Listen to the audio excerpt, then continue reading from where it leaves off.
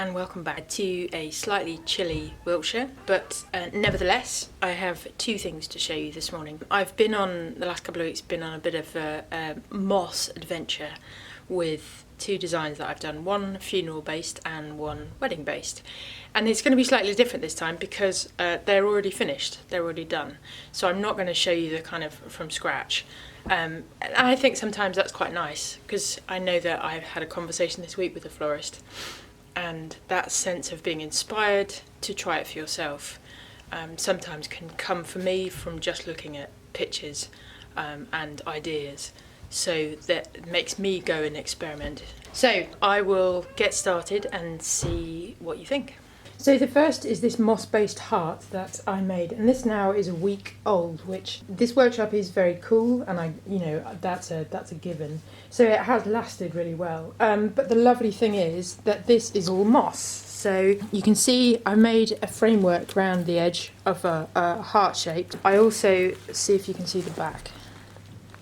You can kind of get a sense of the lattice work that I created at the back.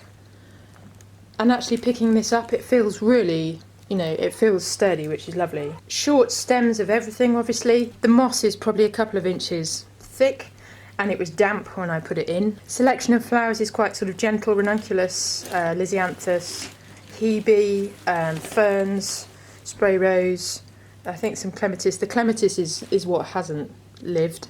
You can kind of see it slightly dead at the moment. Also some purple linoleum here and here. And this was just an idea, I had a thought.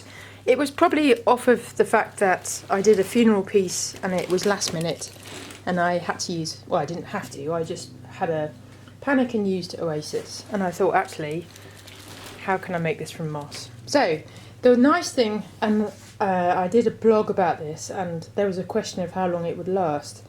And I always think the main thing for me is, and I feel like sometimes I never learn this lesson, is that practice is where it's at.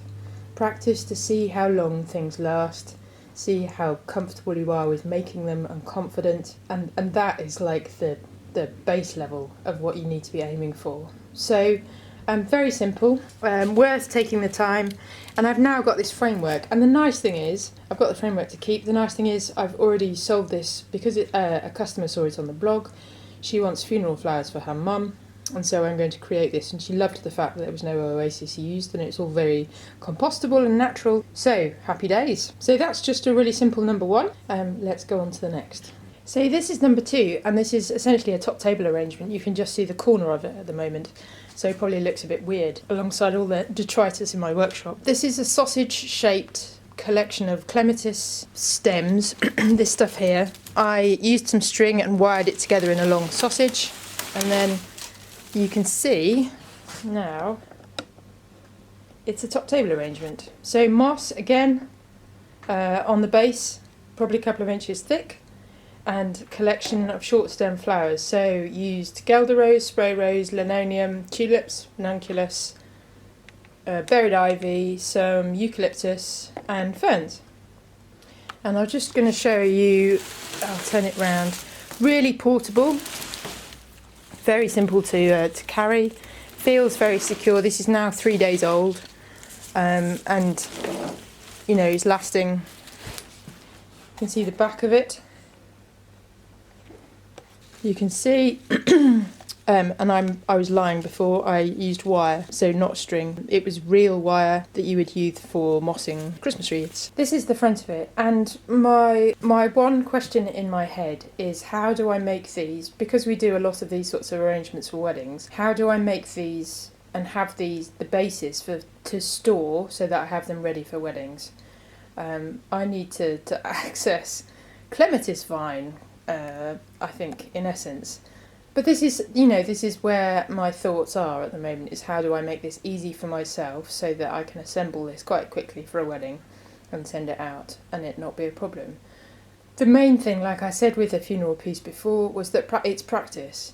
January is a quieter month for me, which I love, because I get a chance to experiment and, get that excitement back of trying new ideas and seeing what's possible. So, just some really short thoughts on two designs that are relatively straightforward and worth experimenting with. So I hope you've enjoyed it and look forward to seeing you next time.